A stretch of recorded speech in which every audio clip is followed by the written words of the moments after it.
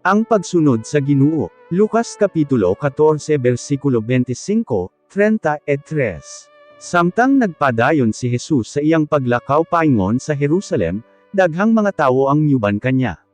Milingi siya kanila ug mingon, "Kon may tawo nga gustong musunod kanako, apan mas gimahal niya ang iyang mga ginikanan, asawa, mga anak, mga igsuon o ang iyang kaugalingon kay kanako, dili siya mahimong akong sumusunod.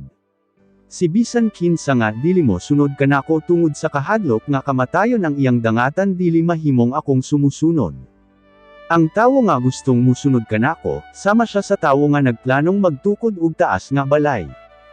Una, banabanaon niya kon pila ang iyang magasto ug kon paigo ba ang iyang kwarta nga gastuhon hangtod nga mahuman kini.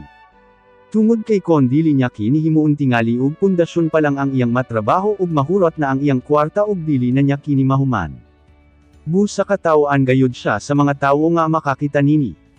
Muingon sila, kining tawhana nagpatuga-tuga og tukod ug balay apan dili man diyay makapahuman.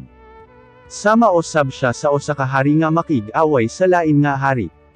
Kinahanglan planuhan una niya kon ang iyang mga sundalo nga 10,000 makasugakod ba sa pagpakigyera sa hari nga may 20,000 ka mga sundalo. Kon sa iyang bana-bana dili siya makasugakod, maayo pa nga samtang wala pa ang gyera suguon niya ang pipila sa iyang mga tawo nga saltihan ang iyang kaaway nga hari nga gusto na lang niyang makighusay. Mao usab kana ang angay ninyong himuon.